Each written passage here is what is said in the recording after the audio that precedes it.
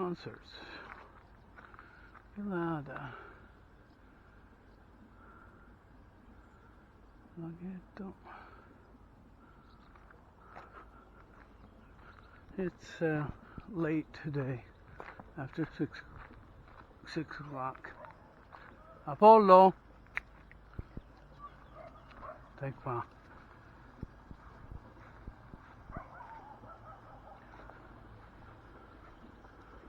Well, looks pretty trashy.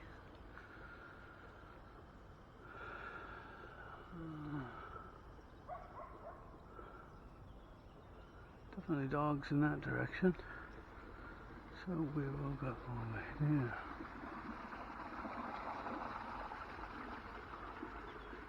So I'm on the last leg of the series. We're talking about the fourth phase, which is also Malkut.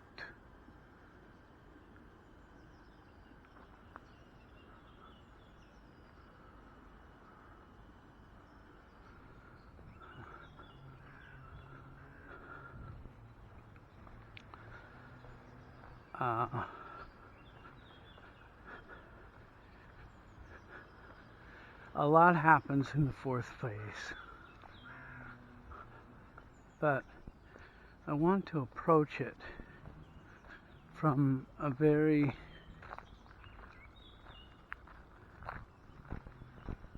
rational and understandable point of view.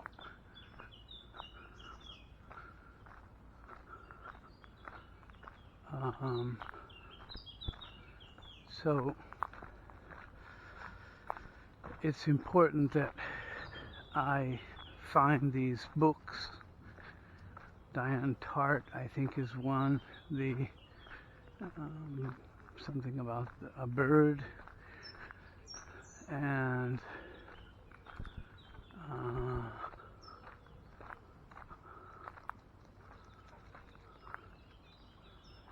let's go this way.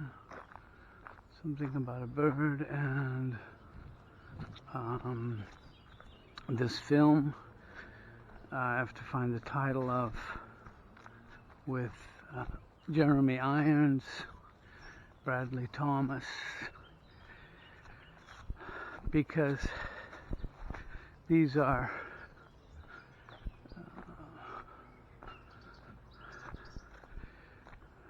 means by which a work of art is considered as a work of art. And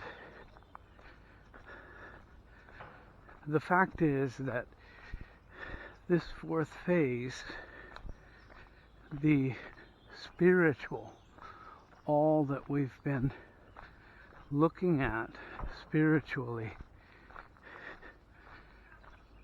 comes to touch the real material world. And so you have the creation and the creator, which are separated.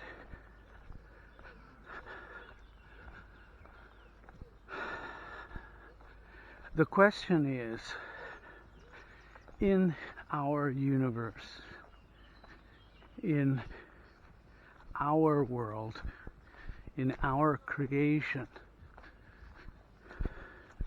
do you believe that once God or the Creator created everything and then rested on the Sabbath, the seventh day,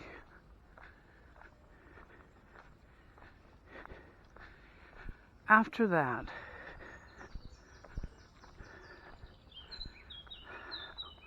what was his goal? Did God or the Creator continue to intervene and reset his creation?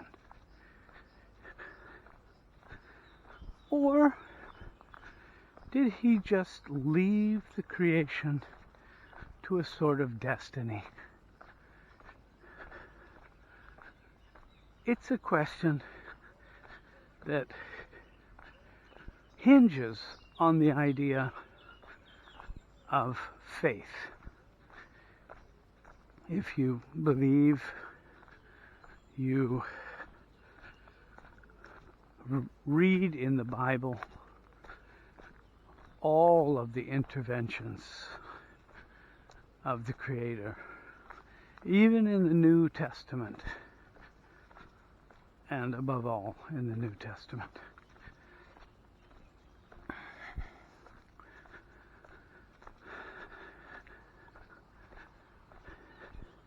So, when a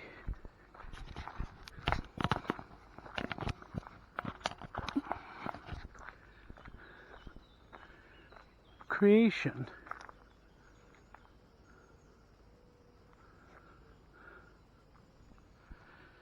leaves the hand of the Creator, how does the Creator interact? What is his actions on the created, in this case, the work of art? This way. We're gonna head back, bud. Sophie Shaw. Yeah, we're gonna head back, bud. Oh, look at here. And we can go through here.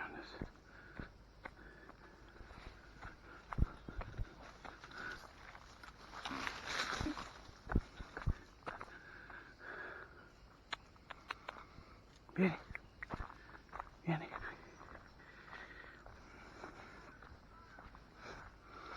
Andiamo.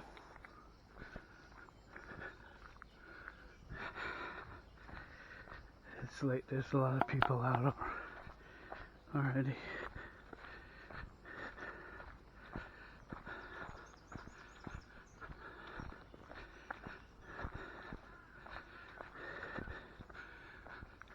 So, the fourth phase we could sum up as a kind of unknown phase, a phase that is still in progress, maybe. And no one knows exactly which is the correct approach. But as an artist, this last phase represents my relationship, my continued relationship with the work of art. And we can open a can of worms here, because that can mean a lot of things. But generally, I would say the most important idea is conservation. There is a conservation involved, protection, what you can. Every artist wants to show, so there's a cure to be able to have this painting in front of people so that people can see it, people can enjoy it, someone might be able to buy it. But these two examples, the film and the story,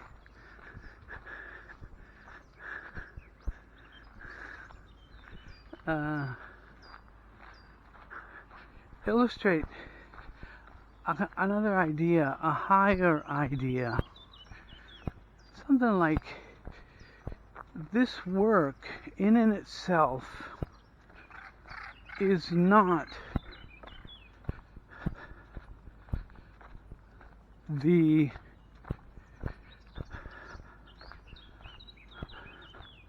most important aspect of the creator. The creator, the artist, is creating art. And art has a certain elevated status.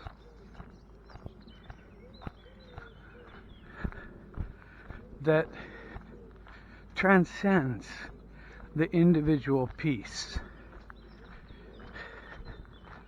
What do I mean by that?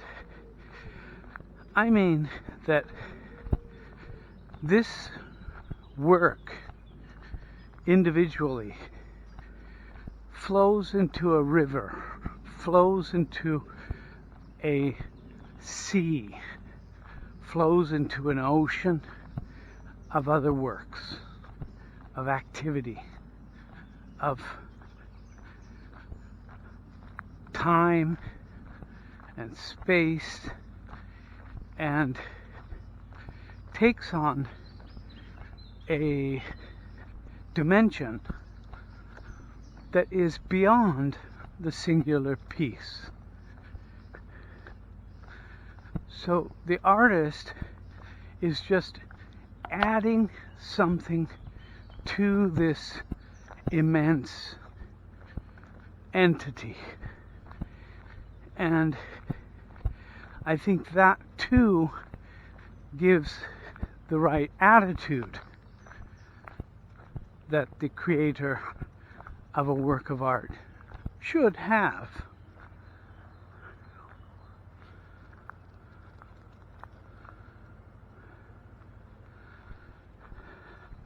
The attitude of, this is the giving. This is the second bestowal. This is the bestowal that is extended to the maximum.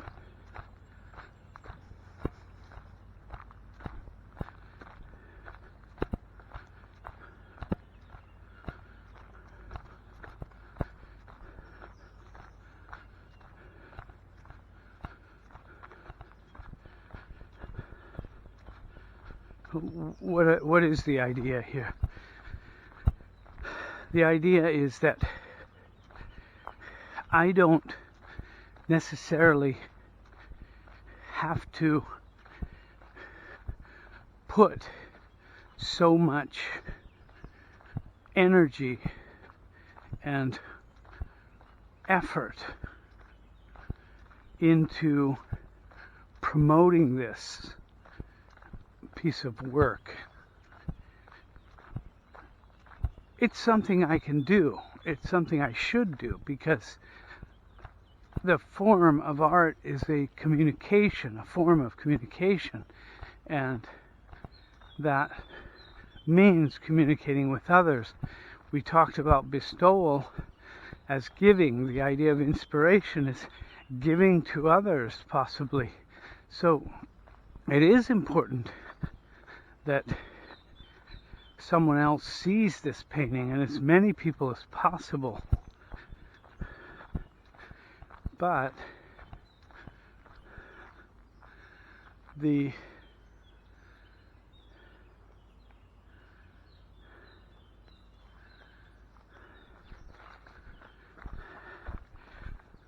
idea is, well,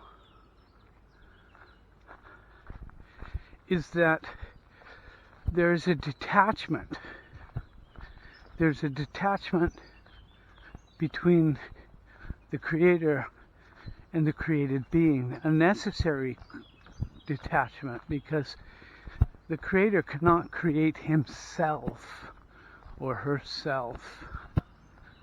It's an extension. Yeah, maybe we can go back there. I think there's a little trail. Yeah. I have my walking shoes on. Maybe you have to go in that other direction.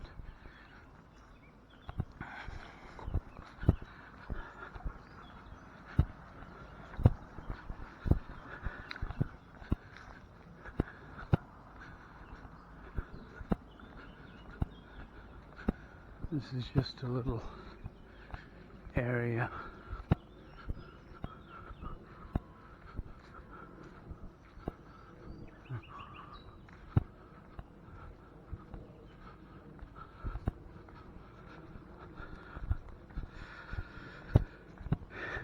And that detachment, the necessary detachment between the artist and the work of art. Oh, this is nice. A pond down here.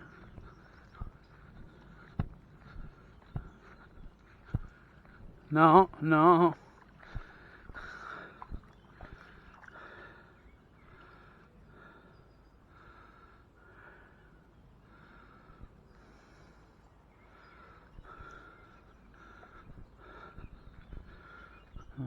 It's probably for dogs too. Che vuoi fare un bagnetto? Eh? Che vuoi fare un bagnetto? Eh? There's a lot of insects here. Huh? This is dog place. Huh? This is dog place for you, huh? Yeah. Yeah, this is dog heaven. Huh? I used to walk through these woods all the time, these paths, but I can't today. We've got to go back. This is nice.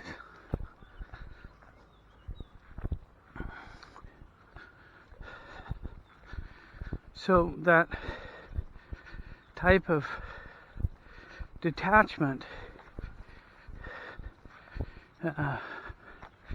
is something that in the fourth phase is illustrated by a point,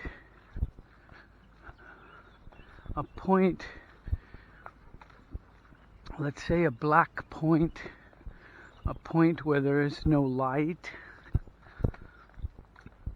and the creator necessarily made this point,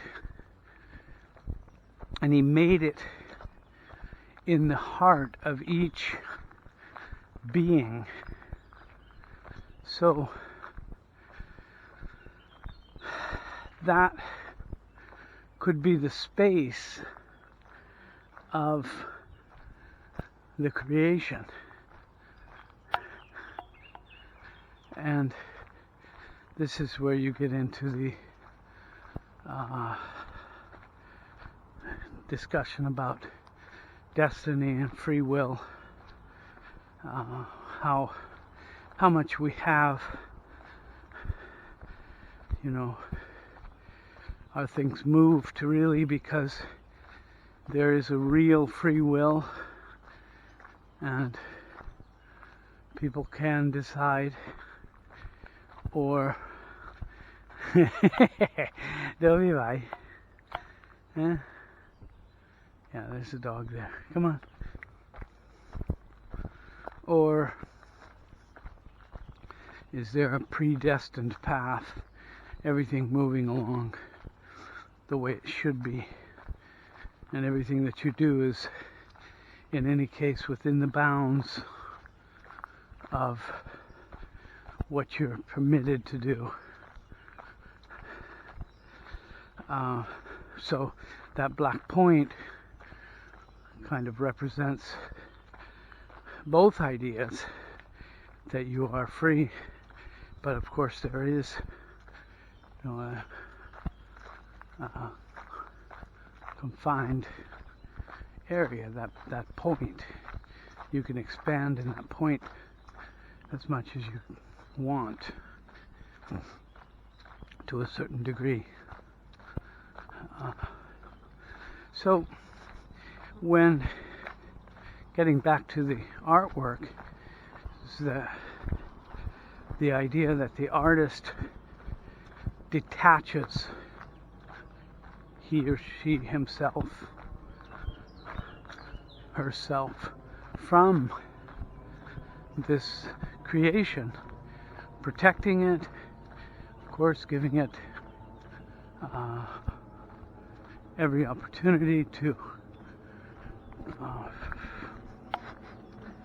be shown and exhibited, protecting it, if possible, finding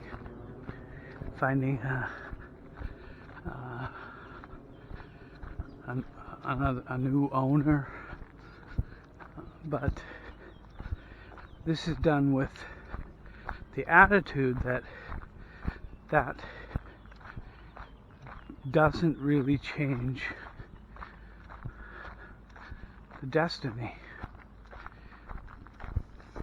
Because if you are too concerned with this aspect, for example, let's just say I do this for a living. I sell my paintings, and every painting I paint is sold. Well, you're basically, it's similar to a job. And I think that because in the art world there is, there's the name of the artist, and that becomes a very big asset for the investments. There is an argument of narcissism. How much am I creating just to promote my name, just to make sure that my name is being spread across the pages, or spread across, let's just say, the art market. So this is certainly not part of this phase. There is something of these four phases in everything that we create. Every act of creation has this process, but it's different if I'm producing a document for my job. Certainly creating, in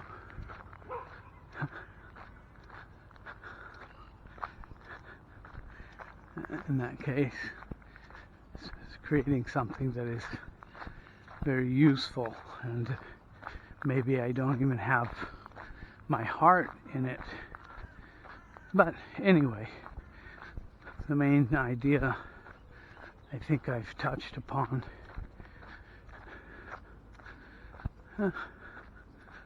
Yeah, it's later in the morning. Very, very nice. Still a lot of flowers.